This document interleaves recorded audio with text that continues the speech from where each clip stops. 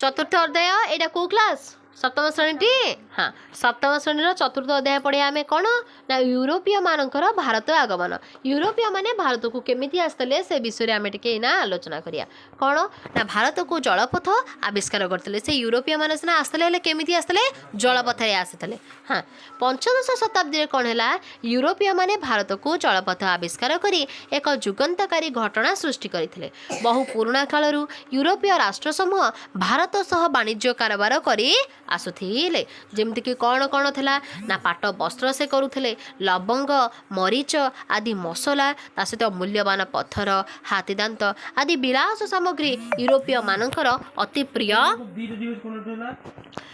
प्रिय खाद्य थिला और यूरोपीय मानकर अति प्रिय होइथिबारु एगुड़िक प्रचुर परिमाण रे यूरोपीय देश मानक भारत रप्तानी होउथिला ठीक अच्छे ये गोटे अच्छे तुम्हें जानिच कि प्रथम शताब्दी रे रोम रे शासन करुथिबा अगस्टस राजत्व समय रे रोम और भारतर वाणिज्यिक संपर्क चरम सीमार पहुंचीला रोम रे जो शासन करते किए से अगस्ट किए शासन करते अगस्ट शासन करुले है समय रे रोम सहित भारतर वाणिज्य संपर्क बहुत उच्च रे पहुंचीला तापर कौन है ना त्रयोदश शताब्दी रे इटालीर मार्कोपोल ताहले त्रयोदश शताब्दी माने 1300 त्रयोदश शताब्दी इटाली किए थे ना मार्कोपोल थे नामक जड़े साहसी युवक एशिया भ्रमण करते से निज देश को फेरी भारतर हीरा मुक्ता सूक्ष्म कार्पास वस्त्र और अन्य उत्कृष्ट जिनिस विषय लोक आगे कौन कले वर्णना कले मार्कोपोल यही वर्णना बहु संख्यार यूरोपीय मानक भारत आसवा उत्साहित करथिला मात्र सेतेबेले यूरोप रो भारत आसवाक कौन से सीधा रास्ता नथिला तेणु भारत में उत्पादित होउतिबा जिनिस गुड़िक काबुल अफगानिस्तान पारस्य और कन्स्टान्टिनोपल इत्यादि देश दे बुलाणी बाटरे यूरोपीय देश मानकरे पहुँचुथिला बुलाणी रास्ता दे माल गुड़िक परिवहन हेउथिबारु एहार मूल्य अत्याधिक हेउथिला एहा सत्वे यूरोपीय देश मानक सहित भारतर वाणिज्य कारोबार चालुथिला पंचदश शताब्दी मध्यभाग कौन है पंचदश शताब्दी मध्यभाग माने 1453 ख्रीष्टाब्द ऑटोमान तुर्क माने एक साम्राज्य प्रतिष्ठा करी कन्स्टान्टिनोपल अधिकार करथिले फलरे एही बाट दे भारत यूरोपीय देश मानकु माल परिवहन बंद हो गला तेणु यूरोपीय देश मानक सहित भारत वाणिज्य कारोबार हो पारि नथिला एथिपई एक सीधा सड़क जलपथ माने यूरोप भारत आविष्कार करबा पई यूरोपीय मानकर मध्यरे आग्रह प्रकाश पाइथिला कालक्रमे यही आग्रह वास्तव रूप नहीं पंचदश शताब्दी यूरोप भारत को एक जलपथ आविष्कृत होइथिला तापरे पोर्तुगीज मानकर भारत आगमन माने यूरोपीय मान आसले तांको परे पोर्तुगीज माने आसले माने से यूरोपीय मानक भितरु यूरोपीय मानक मध्यरे भारत को जलपथ रे आविष्कार करिबारे पोर्तुगीज माने सबुठारु आगरे थिले एही कार्य करिबा पई बहु पोर्तुगीज नाविक निरवच्छिन्न भावरे उद्यम करथिले सेमानक मध्यरे बार्थोलोमियो डाएज एटा मारो बार्थोलोमियो डाएज नामक जने पोर्तुगीज कोन कले नाविक आफ्रिका उपकूलरू निजर यात्रा आरंभ करिकि कोठी पहुँचले उत्तमासा अंतरीपरे पहुँचले किए से ना बार्थोलोमियो डाएज कौन तांको ना बार्थोलोमियो डाएज ठीक अच्छे से कौटू आसले ना नाविक कौन कले आफ्रिका उपकूल आरंभ करी कौटी पहुँचले उत्तमासा अंतरीप पर्यंत आसी पारिथिले है पर पोर्तुगीज सरकार कोलंबस नामक अन्य एक राजकर्मचारी भारत को जलपथ आविष्कार करने चेष्टा करथिले मात्र से जलयात्रा करी भारत में न पहुँची अमेरिका रे पहुँची यार 6 वर्ष पर कौन है भास्को डा गामा नामक जड़े इटालीर नाविक भारत को जलपथ आविष्कार करने चेष्टा करथिले भारत को जलपथ आविष्कार करने भास्को डा गामा 3टी जहाज सहित कौन कले ना पोर्तुगाल रु जलयात्रा आरंभ करथिला केतरा जहाज थला तांग बारे कहा पाखरे थला पोर्तुगीज भीतर किए से आसले भास्कोडा गामा आसले से कौन कले ना आटलांटिक महासागर रे जहाज चलैथिले को महासागर जहाज चलैले आटलांटिक महासागर रे जहाज से चलैकरी कोठी पहुँचले ना आफ्रिका महादेशर दक्षिण सीमा रे अवस्थित गोटे उत्तम आशा अंतरीपठारे पहुँचले ठीक अच्छे तापरे यापर भारत महासागर दे जलयात्रा से कले 1498 90 ଖ୍ରୀଷ୍ଟାବ୍ଦରେ କ'ଣ କଲେ ନା ଭାରତର ପଶ୍ଚିମ ଉପକୂଳରେ ଥିବା କାଲିକଟ ନାମକ ସ୍ଥାନରେ ପହଞ୍ଚିଲା। କୋଉଠି ପହଞ୍ଚିଲେ? କାଲିକଟରେ ପହଞ୍ଚିଲେ, ପଶ୍ଚିମ ଭାଗରେ କାଲିକଟ। ଏହା ଫଳରେ ଭାରତକୁ ଜଳପଥ ଆବିଷ୍କାର ହୋଇଥିଲା। ତାମାନେ କିଏ ସେ କରିଥିଲେ? ଭାସ୍କୋ ଡା ଗାମା କରିଥିଲେ। ସେତେବେଳେ କାଲିକଟକୁ ଜାମୋରିନ୍ ନାମକ ଜଣେ ହିନ୍ଦୁ ରାଜା କ'ଣ କରୁଥିଲେ? ଶାସନ କରୁଥିଲେ। ଆଉ ସେ ଭାସ୍କୋ ଡା ଗାମାଙ୍କୁ ଆତିଥେୟତା ପ୍ରଦାନ କରି ବନ୍ଧୁତାପୂର୍ଣ୍ଣ ବ୍ୟବହାର ସେ କରିଥିଲେ। ରାଜା ଜାମୋରିନ୍ ଭାସ୍କୋ ଡା ଗାମାଙ୍କୁ ବାଣିଜ୍ୟ କରିବା ପାଇଁ କି ଅନୁମତି ଦେଇଥିଲେ। କିଏ ସେ ଦେଇଥିଲେ? ଜାମୋରିନ୍ ଦେଇଥିଲେ। ସେତେବେଳେ ଜାମୋରିନ୍ କୋଉ ରାଜ୍ୟକୁ ଶାସନ କରୁଥିଲେ? କାଲିକଟକୁ ଶାସନ କରୁଥିଲେ। କାଲିକଟରେ କିଏ ଆସିକି ପହଞ୍ଚିଥିଲେ? ଭାସ୍କୋ ଡା ଗାମା ପହଞ୍ଚିଥିଲେ। ଭାସ୍କୋ ଡା ଗାମା କେଉଁ ଦେଶର ନାବିକ? ପର୍ତ୍ତୁଗୀଜର ନାବିକ। କେତେ ମସିହାରେ ଆସିଥିଲେ? 1498 ମସିହାରେ ଆସିଥିଲେ। ଆସିକି କୋଉଠି ପହଞ୍ଚିଲେ? ନା ଉତ୍ତମାସା, କାଲିକଟର ବା ଉତ୍ତମାସା ଅନ୍ତରୀପଠାରେ ପହଞ୍ଚିଲେ। ତାପରେ କ'ଣ ହେଇଛି ନା ତାଙ୍କୁ କିଏ ସେ ଅନୁମତି ଦେଲେ ଯେ ବାଣିଜ୍ୟ କରିବା ପାଇଁ? ନା ଜାମୋରିନ୍। ଜାମୋରିନ୍ କିଏ? ନା ଜଣେ ହିନ୍ଦୁ ରାଜା। କୋଉଠି ଥିଲେ? ନା କାଲିକଟକୁ ସେ ଶାସନ କରୁଥିଲେ। ଠିକ ଅଛି। ତାପରେ ଆତିଥେୟ ପ୍ରଦାନ କରିକି ସେ ବନ୍ଧୁତାପୂର୍ଣ୍ଣ ବ୍ୟବହାର କରିଥିଲେ। ଆଉ ରାଜା ଜାମୋରିନ୍ ଭାସ୍କୋ ଡା ଗାମାକୁ ବାଣିଜ୍ୟ କରିବା ପାଇଁ ଅନୁମତି ଦେଇଥିଲେ। ଭାସ୍କୋ ଡା ଗାମାଙ୍କ ଜଳଯାତ୍ରାର ଉଦ୍ଦେଶ୍ୟ ସେଉଠୁ କ'ଣ ହେଲା ନା ସଫଳ ହୋଇଥିଲା। ଏହା ଫଳରେ ଭାରତ ଓ ୟୁରୋପ ମଧ୍ୟରେ ବାଣିଜ୍ୟ ଯୋଗାଯୋଗ ସ୍ଥାପିତ ହୋଇଥିଲା। ଏଇଠି ଗୋଟେ ଅଛି, ତୁମେ ଜାଣିଛ କି ଭାସ୍କୋ ଡା ଗାମା ସମୁଦ୍ର ପଥ ଦେଇ ପର୍ତ୍ତୁଗାଲର ରାଜଧାନୀ ଲିସ୍ବନକୁ ଫେରିବା ବେଳେ 4ଟା ଜାହାଜ ଓ 170 ଜଣ ଲୋକଙ୍କୁ ହରାଇଥିଲେ। ଠିକ ଅଛି। ଆଣିଥିଲେ 3ଟା ଜାହାଜ, କିନ୍ତୁ ଗଲାବେଳକୁ 4ଟା ଜାହାଜ ଗଲା। ତାଙ୍କ ଭିତରେ କିନ୍ତୁ ସେ 4ଟା ଜାହାଜ ବି ହରାଇଲେ, ତା ସହିତ 170 ଜଣ ଲୋକଙ୍କୁ ହରାଇଲେ। ଠିକ ଅଛି। ନା ପର୍ତ୍ତୁଗାଲର ରାଜଧାନୀ କିଏ? ଲିସ୍ବନ। ପର୍ତ୍ତୁଗାଲର ରାଜଧାନୀ ଲିସ୍ବନ। ତା ସାଙ୍ଗରେ ମାତ୍ର 54 ଜଣ ଲୋକ ନିଜ ଦେଶକୁ ଫେରି ପାରିଥିଲେ। 170 ଜଣ ମରି ଯାଇଥିଲେ। ହେଲା, ତାମାନେ 170 ଜଣଙ୍କୁ ଯଦି ହରାଇଲେ, 54 ଜଣ ନିଜ ଦେଶକୁ ଫେରିଲେ, ତାହେଲେ ସମୁଦାୟ ଲୋକ ସଂଖ୍ୟା କେତେ ଥିଲା?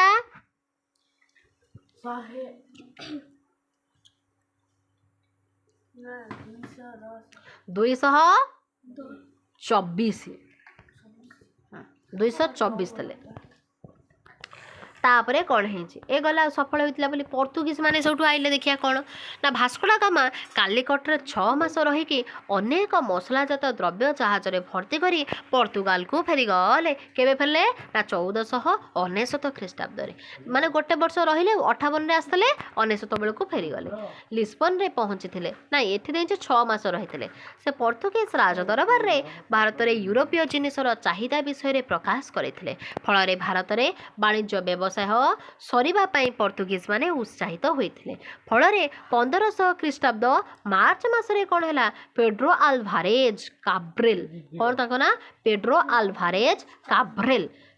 ଆଲଭାରେଜ କାବ୍ରେଲ ନାମକ ଜଣେ ନାବିକ 13 ଖଣ୍ଡ ବାଣିଜ୍ୟ ତରି, ମାନେ ଡଙ୍ଗା ଯାହା ଆଣନ୍ତି ଜାହାଜ, ତରି ସହ ଲିସ୍ବନ ଠାରୁ ଭାରତ ଅଭିମୁଖେ ଜଳଯାତ୍ରା କରିକି କ'ଣ କଲେ? ନା ସେପ୍ଟେମ୍ବର ମାସରେ ଭାରତରେ ପହଞ୍ଚିଲେ। କେବେ ଆସିଥିଲେ ପେଡ୍ରୋ ଆଲଭାରେଜ କାବ୍ରେଲ? କେବେ ଆସିଥିଲେ? 1500 ଖ୍ରୀଷ୍ଟାବ୍ଦରେ। ହେଲା, 1500 ଖ୍ରୀଷ୍ଟାବ୍ଦର ମାର୍ଚ୍ଚ ମାସରେ ସେ ଆସିଲେ।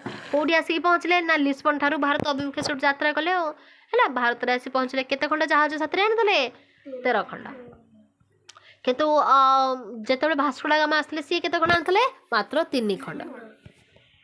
କିନ୍ତୁ ରାଜା ଜାମୋରିନ୍ଙ୍କ ସହିତ ତାଙ୍କର ମତଭେଦ ହେବାରୁ ସେ କାଲିକଟ ଛାଡ଼ିକି କୋଚିନ୍ ଠାରେ ଆଶ୍ରୟ ନେଇଥିଲେ। 1502 ଖ୍ରୀଷ୍ଟାବ୍ଦରେ ଭାସ୍କୋ ଡା ଗାମା ପୁଣି କାଲିକଟଠାରେ ପହଞ୍ଚିଥିଲେ। ଜାମୋରିନ୍ଙ୍କ ଅନୁମତି କ୍ରମେ କାଲିକଟଠାରେ ଏକ ବାଣିଜ୍ୟ କୋଠି ନିର୍ମାଣ ହୋଇଥିଲା। 1500 ଖ୍ରୀଷ୍ଟାବ୍ଦରୁ 1505 ପର୍ଯ୍ୟନ୍ତ ପର୍ତ୍ତୁଗୀଜ ଓ ଆରବମାନଙ୍କ ମଧ୍ୟରେ ଯୁଦ୍ଧ ଲାଗି ରହିଲା। ଶେଷରେ ଆରବ ବଣିକମାନଙ୍କର ପ୍ରଭାବ ଲୋପ ପାଇ ମାଲାବାର ଉପକୂଳରେ ପର୍ତ୍ତୁଗୀଜମାନଙ୍କର ପ୍ରାଧାନ୍ୟଟା ବୃଦ୍ଧି ପାଇଲା। ଏଇଠି ଗୋଟେ ଅଛି, ତୁମେ ଜାଣିଛ କିରେ? ଜାଣିବା କ'ଣ ନା ଭାରତରେ ପର୍ତ୍ତୁଗୀଜ ଗଭର୍ଣ୍ଣର ମାନେ 3 ବର୍ଷ ପାଇଁ ନିଯୁକ୍ତି ପାଉଥିଲେ। ଫ୍ରାନ୍ସିସ୍କୋ ଡି ଆଲମେଡା ପର୍ତ୍ତୁଗୀଜ ମାନଙ୍କର ପ୍ରଥମ ଗଭର୍ଣ୍ଣର ଥିଲେ। ତାହେଲେ କୋଶ୍ଚିନ୍ ଆସିବ ଯେ ପର୍ତ୍ତୁଗୀଜ ମାନଙ୍କର ପ୍ରଥମ ଗଭର୍ଣ୍ଣର କିଏ ଥିଲେ? Francisco de Almeida. ତାପରେ ଆଲବୁର୍କଙ୍କୁ ପର୍ତ୍ତୁଗୀଜ ଇତିହାସରେ କ୍ଲାଇଭ୍ଙ୍କ ସ୍ଥାନ ଦିଆଯାଏ। ଆଲବୁର୍କଙ୍କୁ କାହାକୁ ତାହେଲେ କ୍ଲାଇଭ୍ଙ୍କ ସ୍ଥାନ ଦିଆଯାଏ? ଆଲବୁର୍କଙ୍କୁ ପର୍ତ୍ତୁଗୀଜ ଇତିହାସରେ କ୍ଲାଇଭ୍ଙ୍କ ସ୍ଥାନ ଦିଆଯାଏ। ପର୍ତ୍ତୁଗୀଜ ମାନଙ୍କର ଦୁର୍ବଳ ଶାସନ ପ୍ରଣାଳୀ, ତ୍ରୁଟିପୂର୍ଣ୍ଣ ବାଣିଜ୍ୟ ବ୍ୟବସ୍ଥା, ହିନ୍ଦୁ ଓ ମୁସଲମାନ ମାନଙ୍କ ପ୍ରତି ସେମାନଙ୍କର ଯେଉଁ ମନୋଭାବ ଥିଲା, ପରସ୍ପର ମଧ୍ୟରେ କଳହ ଓ ୟୁରୋପୀୟ ରାଜନୈତିକ ଘଟଣା ସେମାନଙ୍କର ବିପର୍ଯ୍ୟୟ ପାଇଁ ଦାୟୀ କରିଥିଲା। ଚାଲ ଜଲ୍ଦି ସାରିଦେବା।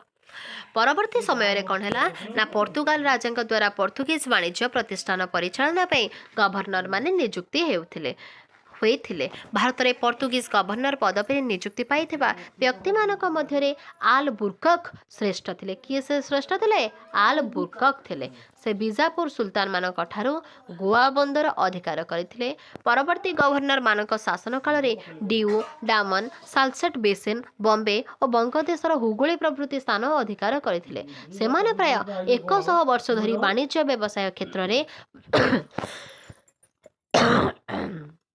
ପ୍ରଭାବ ବିସ୍ତାର କରିଥିଲେ। ମାତ୍ର ଅଷ୍ଟାଦଶ ଶତାବ୍ଦୀ ବେଳକୁ ଭାରତର ବାଣିଜ୍ୟ କ୍ଷେତ୍ରରେ ପର୍ତ୍ତୁଗୀଜମାନଙ୍କର ପ୍ରଭାବ ଲୋପ ପାଇଥିଲା। ଠିକ୍ ଅଛି। ତାପରେ ଡଚ୍ ବା ଓଲନ୍ଦାଜ ମାନେ ଆସିଲେ। ପର୍ତ୍ତୁଗୀଜମାନଙ୍କ ପରେ କିଏ ଆଇଲେ? ଡଚ୍ ବା ଓଲନ୍ଦାଜ।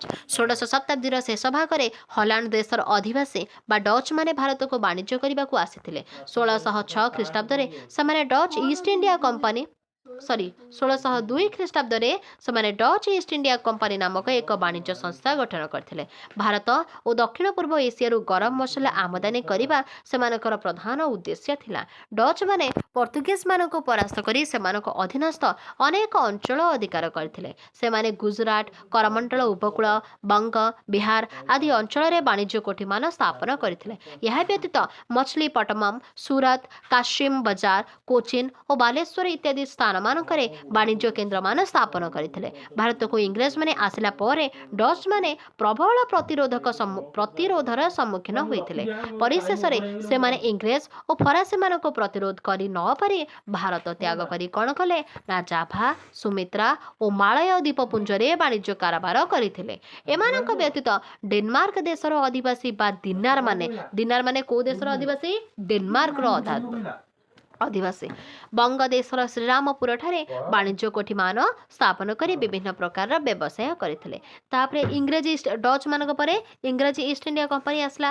ନା 1599 ଖ୍ରୀଷ୍ଟାବ୍ଦରେ ଲଣ୍ଡନର କେତେକ ବଣିକ ଓ ନାବିକମାନେ ଏକ ବାଣିଜ୍ୟ ସଂସ୍ଥା ଗଠନ କରିଥିଲେ। ଏହି ସଂସ୍ଥାକୁ କ'ଣ କୁହାଗଲା ନା ଇଂଲଣ୍ଡ ରାଣୀ ଏଲିଜାବେଥ ବାଣିଜ୍ୟ କରିବା ପାଇଁ ଅନୁମତି ଦେଇଥିଲେ। ପରବର୍ତ୍ତୀ କାଳରେ ଏହି କମ୍ପାନୀ ଇଷ୍ଟ ଇଣ୍ଡିଆ କମ୍ପାନୀ ନାମରେ ପରିଚିତ ହୋଇଥିଲା। ଇଷ୍ଟ ଇଣ୍ଡିଆ କମ୍ପାନୀ ପ୍ରଥମେ ଜାଭା ଓ ସୁମିତ୍ରା ଇତ୍ୟାଦି ସ୍ଥାନରେ ବାଣିଜ୍ୟ କରିଥିଲେ। ଏସବୁ ସ୍ଥାନରେ ସେମାନଙ୍କୁ ଡଚ୍ ମାନଙ୍କ ସହିତ ପ୍ରତିଦ୍ୱନ୍ଦିତା କରିବାକୁ ପଡ଼ିଥିଲା। ତେଣୁ ସେମାନେ କ'ଣ କଲେ? ପ୍ରତିଦ୍ୱନ୍ଦିତା କରିବାକୁ ପଡ଼ିଥିଲା। ହେଲେ ସେମାନେ କ'ଣ କଲେ? ଭାରତରେ ବାଣିଜ୍ୟ କରିବା ପାଇଁ କି ଆଗ୍ରହୀ ହୋଇଥିଲେ। ଏଇଠି ଟିକେ ଅଛି, ତୁମେ ଜାଣିଛ କି? ଦେଖ, ରାଣୀ ଏଲିଜାବେଥଙ୍କ ରାଜତ୍ୱ କାଳ ଇଂଲଣ୍ଡ ଇତିହାସରେ ସୁବର୍ଣ୍ଣ ଯୁଗ ଥିଲା। ଏଲିଜାବେଥଙ୍କ ଶାସନ କାଳରେ ନାବିକ ଫ୍ରାନ୍ସିସ୍ ଡ୍ରେକ୍ ଜଳପଥରେ ପୃଥିବୀ ପ୍ରଦକ୍ଷିଣ କରିଥିଲେ। ଭାରତରେ ବାଣିଜ୍ୟ କରିବା ପାଇଁ ଆଗ୍ରହୀ ହୋଇଥିଲେ। ଏହି କାର୍ଯ୍ୟ ପାଇଁ ସେ ସମୟରେ ଭାରତରେ ଶାସନ କରୁଥିବା ମୋଗଲ ସମ୍ରାଟ ଜାହାଙ୍ଗୀରଙ୍କ ଦରବାରକୁ ଇଂରେଜମାନେ କ୍ୟାପ୍ଟେନ୍ ହକିନ୍ସଙ୍କୁ ପଠାଇଥିଲେ। ଜାହାଙ୍ଗୀର ଅତ୍ୟନ୍ତ ଖୁସି ହୋଇ ଇଂରେଜମାନଙ୍କୁ ସୁରତଠାରେ ବାଣିଜ୍ୟ କୋଠି ନିର୍ମାଣ ପାଇଁ ସୁଯୋଗ ଦେଇଥିଲେ। ମାତ୍ର ପର୍ତ୍ତୁଗୀଜମାନଙ୍କର ଷଡ଼ଯନ୍ତ୍ର ଯୋଗୁଁ ହକିନ୍ସ କୌଣସି ବାଣିଜ୍ୟ ସୁବିଧା ହାସଲ ନ କରି ଇଂଲଣ୍ଡକୁ ଫେରି ଯାଇଥିଲେ। ପ୍ରଥମ ଜେମ୍ସ ସାର୍ ଟମାସରୋ ନାମକ ଏକ ବିଚକ୍ଷଣ ରାଜଦୂତଙ୍କୁ ଜାହାଙ୍ଗୀରଙ୍କ ଦରବାରକୁ ପଠାଇ ଅନେକ ବାଣିଜ୍ୟ ସୁବିଧା ହାସଲ କରିଥିଲେ। ସେ 1619 ଖ୍ରୀଷ୍ଟାବ୍ଦରେ ଭାରତରୁ ବିଦାୟ ନେବା ବେଳକୁ ଆଗ୍ରା, ଅହମ୍ମଦାବାଦ, ସୁରତ ଇତ୍ୟାଦି ସ୍ଥାନରେ ବାଣିଜ୍ୟ କୋଠି ସ୍ଥାପନ କରିପାରିଥିଲେ। ଏହାପରେ ଇଂରେଜମାନେ ଭାରତର ଦକ୍ଷିଣ ପୂର୍ବ ଉପକୂଳରେ ବାଣିଜ୍ୟ କୋଠି ନିର୍ମାଣ ପାଇଁ ଉଦ୍ୟମ କରିଥିଲେ। ଫଳରେ ଗୋଲକୁଣ୍ଡା ରାଜ୍ୟର ଗୋଟେ ମୁଖ୍ୟ ପୋତାଶ୍ରୟ ଅଛି। କ'ଣ ତା ନା ମଛଲିପଟ୍ଟନମ, ବମ୍ବେ, ବଙ୍ଗଦେଶର ସୁତାନଟି ଓ ଓଡ଼ିଶାର ବାଲେଶ୍ୱରଠାରେ ଇଂରେଜମାନେ ବାଣିଜ୍ୟ କୋଠିମାନ ନିର୍ମାଣ କରିଥିଲେ। ଏହିପରି ଭାବରେ ଇଂରେଜମାନେ ସେମାନଙ୍କର ବାଣିଜ୍ୟର ପ୍ରସାର ଘଟାଇ ପରବର୍ତ୍ତୀ ସମୟରେ ଭାରତୀୟ ରାଜନୀତିରେ ହସ୍ତକ୍ଷେପ କରିଥିଲେ। ତୁମେ ଜାଣିଛ କି ଇଂଲଣ୍ଡର ରାଜା ଥିଲେ ଦ୍ୱିତୀୟ ଚାର୍ଲ୍ସ। ପର୍ତ୍ତୁଗାଲର ରାଜକନ୍ୟା କ୍ୟାଥରାଇନ୍ ପର୍ତ୍ତୁଗାଲର ରାଜକନ୍ୟା କିଏ ନା କ୍ୟାଥରାଇନ୍କୁ ବିବାହ କରି ବମ୍ବେକୁ କ'ଣ କଲେ ନା ଯୌତୁକ ରୂପରେ ସେ ପାଇଥିଲେ। 1717 ଖ୍ରୀଷ୍ଟାବ୍ଦରେ ମୋଗଲର ସମ୍ରାଟ ଫାରୁକ ସୟାର ବଙ୍ଗ ଦେଶରେ ବାଣିଜ୍ୟ କରିବାକୁ ଇଂରେଜମାନଙ୍କୁ କେତେକ ସ୍ୱତନ୍ତ୍ର ସୁବିଧା ଦେଇଥିଲେ। କେତେ ନା 1717ରେ। ଫରାସୀ ଇଷ୍ଟ ଇଣ୍ଡିଆ କମ୍ପାନୀ ତାପରେ ଆସିଲା କ'ଣ ନା ପର୍ତ୍ତୁଗୀଜ ଡଚ୍ ଓ ଇଂରେଜମାନଙ୍କ ଆସିବାର ବହୁ ବର୍ଷ ପରେ ଫରାସୀମାନେ ବାଣିଜ୍ୟ କରିବା ପାଇଁ ଭାରତକୁ ଆସିଥିଲେ। ସେମାନେ ଭାରତକୁ ଆସି 1664 ଖ୍ରୀଷ୍ଟାବ୍ଦରେ ଫରାସୀ ଇଷ୍ଟ ଇଣ୍ଡିଆ କମ୍ପାନୀ ଗଠନ କରିଥିଲେ। ପ୍ରାଚୀ ଦେଶମାନଙ୍କ ସହ ବାଣିଜ୍ୟ କାରବାର କରିବା ଏହି ସଂସ୍ଥାର ମୁଖ୍ୟ ଉଦ୍ଦେଶ୍ୟ ଥିଲା। ପରବର୍ତ୍ତୀ ସମୟରେ 1668 ଖ୍ରୀଷ୍ଟାବ୍ଦରେ କେତେକ ଫରାସୀ ବଣିକ ସୁରାତଠାରେ ବାଣିଜ୍ୟ କୋଠି ନିର୍ମାଣ କରିଥିଲେ। ପରେ ସେମାନେ ଗୋଲକୁଣ୍ଡା ସୁଲତାନଙ୍କଠାରୁ ଅନୁମତି ପାଇ ମଛଲିପଟ୍ଟନମଠାରେ ବାଣିଜ୍ୟ କୋଠି ନିର୍ମାଣ କରିଥିଲେ। ପରେ ପରେ ସେମାନେ ପଣ୍ଡିଚେରୀ, ବଙ୍ଗଦେଶର ଚନ୍ଦନନଗର ଓ ଓଡ଼ିଶାର ବାଲେଶ୍ୱରଠାରେ ବାଣିଜ୍ୟ କୋଠିମାନ ନିର୍ମାଣ କରିଥିଲେ। ଏହାଛଡ଼ା ମାଲାବାର ଉପକୂଳର ମାହେ ବନ୍ଦର ଫରାସୀମାନେ ଅଧିକାର କରି ସେଠାରେ ବାଣିଜ୍ୟ କାରବାର କରିଥିଲେ। ତାପରେ ଅଷ୍ଟାଦଶ ଶତାବ୍ଦୀ ମଧ୍ୟଭାଗରେ ଇଂରେଜ ଓ ଫରାସୀମାନଙ୍କ ମଧ୍ୟରେ ବାଣିଜ୍ୟ ବ୍ୟବସାୟ ଓ ରାଜନୈତିକ କ୍ଷେତ୍ରରେ ପ୍ରବଳ ପ୍ରତିଦ୍ୱନ୍ଦିତା ହୋଇ ଯୁଦ୍ଧର ରୂପ ନେଲା। ଏହି ଯୁଦ୍ଧକୁ କର୍ଣ୍ଣାଟ ସମର କୁହାଯାଏ। ଫରାସୀ ଓ ଇଂରେଜମାନଙ୍କ ମଧ୍ୟରେ 3ଟି କର୍ଣ୍ଣାଟ ସମର ହୋଇଥିଲା। ମାନେ 3ଟା ଯେଉଁ କର୍ଣ୍ଣାଟ ସମର ହେଇଥିଲା କାହା କାହା ଭିତରେ? ଇଂରେଜ ଆଉ ଫରାସୀ ଆଉ ଇଂରେଜମାନଙ୍କ ଭିତରେ। ଏହି ସମରରେ ଫରାସୀମାନେ ଇଂରେଜମାନଙ୍କ ଠାରୁ ପରାଜିତ ହୋଇଥିଲେ। ଫଳରେ ଫରାସୀମାନଙ୍କର ବାଣିଜ୍ୟ କାରବାର ବିପର୍ଯ୍ୟସ୍ତ ହୋଇଯାଇଥିଲା ଏବଂ ସେମାନେ ଭାରତରେ ସାମ୍ରାଜ୍ୟ ପ୍ରତିଷ୍ଠା କରିପାରି ନଥିଲେ। ତାହେଲେ ଏଇଠି ଦେଖ ପ୍ରଥମ କର୍ଣ୍ଣାଟ ସମର କେବେ ହେଇଥିଲା ନା 1746ରୁ 1748 ଭିତରେ। କେବେ? 1746ରୁ 1748। ଦ୍ୱିତୀୟରେ କେବେ ହେଲା ନା ତାର ଗୋଟେ ବର୍ଷ ଛାଡ଼ିକିରି ମାନେ 1749ରୁ 1754, 1749ରୁ 1754। ତୃତୀୟ କର୍ଣ୍ଣାଟ ସମର କେବେ ହେଲା ନା 1758ରୁ 1763 ଖ୍ରୀଷ୍ଟାବ୍ଦ। 1758ରୁ 1763 ଖ୍ରୀଷ୍ଟାବ୍ଦ ଶେଷ। ଧନ୍ୟବାଦ।